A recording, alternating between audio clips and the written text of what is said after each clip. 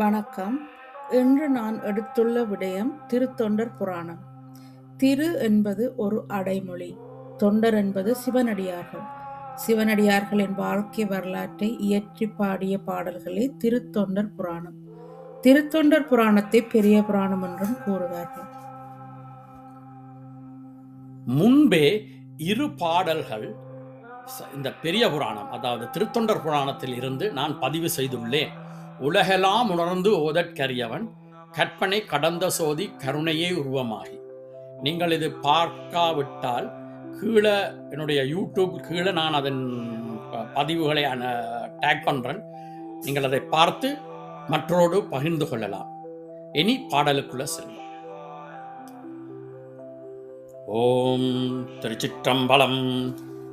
ஐந்து பேரறிவும் கண்களே கொள்ள அலப்பெருங்கரணங்கள் நான்கும் சிந்தையே ஆக குணமொரு மூன்றும் திருந்து சாத்திவிகமே ஆக இந்து வாழ் சடையன் ஆடும் ஆனந்த எல்லையில் தனிப்பெருங்கூத்தின் வந்த பேரின்ப வெள்ளத்துள் திளைத்து மாறிலா மகிழ்ச்சியில் மலர்ந்தாரே.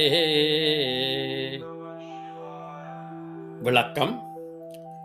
ஒவ்வொரு வரியா பார்த்தா மிக இலகுவான அர்த்தம்.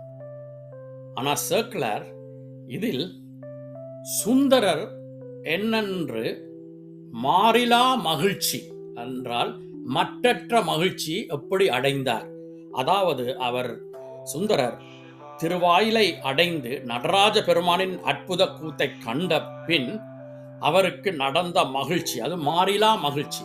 அதுதான் இந்த முழு பாடலின் கூற்று.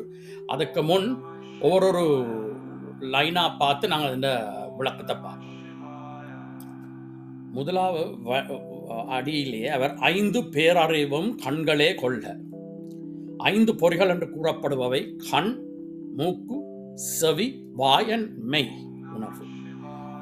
கண்கள் காணும், வாய் சுவையறியும், செவி எப்பயுமே கேட்கும், மூக்கு மனம் அறியும், மெய் உற்றுணர்வு.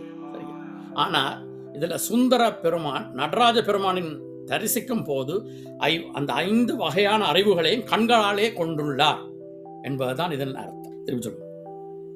இனி இரண்டாவது வரி, அலப்பெரும் கரணங்கள் நான்கும் சிந்தையே ஆக. இதுல சர்க்குலர் சுந்தரருக்கு நடந்த விடயத்தை கூறியுள்ளார். அதாவது 4 உட்கரணங்களை பற்றி கூறுகிறார். மனம், புத்தி, சித்தம், அகங்காரம்.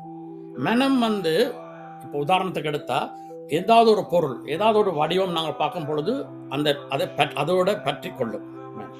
புத்தி அதை ஆராயும். சித்தம் அதை சிந்தித்து உணரும். அகங்காரம் எப்பொழுதும் அந்த பொருளை அடைய வேணும் என்று இருக்கும். இதில் சுந்தரர் சிவபெருமானின் நடனத்தை தரிசிக்கும் போது அவர் வேற எந்த ஒரு கரணங்களும் அவருக்கு படவில்லை, சித்தத்தை தவிர. இனி கூறுறார், குணம் ஒரு மூன்றும் திருந்து சாத்திவிகமே ஆக. ஆன்ம குணங்கள் 3 உள்ளன. அது ராஜசம், தாமசம், சாத்விகம். இம்முக்குணங்களும் ஒருவருக்கு மாறி மாறி வரும். ஆனால் ராஜசம் எப்பொழுதுமே மன எழுச்சி, எப்பயுமே மனக்குழப்பம் நடந்து கொண்டே இருக்கும் அந்த குணம் இருப்பவர்களுக்கு. தாமசம் சோம்பலையும் அல்லது எரிச்சலையும் அல்லது அழிவு, ஒரு மனிதனுக்கு அழிவு கொண்டு வரும் தாமசம். ஆனால் சாத்விகம் அறிவு தெளிவை உண்டாக்கும். அதனால் உண்மை ஒருத்தனுக்கு அறியணும் என்றா அவனுடைய குணங்கள் சாத்விக குணமாக இருக்கணும். அப்பதான் அவனுக்கு ஞானம் அடையும். அதைத்தான் இதுல சர்க்குலர் கூறுகிறார், சாத்விகமே ஆக இந்து வாழ் சடையான் ஆடும். இதுல இந்து என்பது புரை, சந்திரன். அதை சூட்டி உள்ளான் எங்க சடையில். அதான் புரை சூடான் சொல்லுவோம் சிவனுக்கு. சடையான் என்பதில் மெட்டட் ஹேர்னு சொல்லுவோம். அதில் சந்திரனையே சூட்டி உள்ளான். அவன் அவன் தான் ஆடுகிறான். என்ன ஆனந்த எல்லையில் ஆடுகிறான், ஆனந்த எல்லையில் ஆடுகிறான். அவனுடைய தனிப்பெருங்கூத்தின் இருந்து வந்த பேரின்ப வெள்ளத்துள் திளைத்து மாறிலா மகிழ்ச்சியில் அலர்ந்தார்.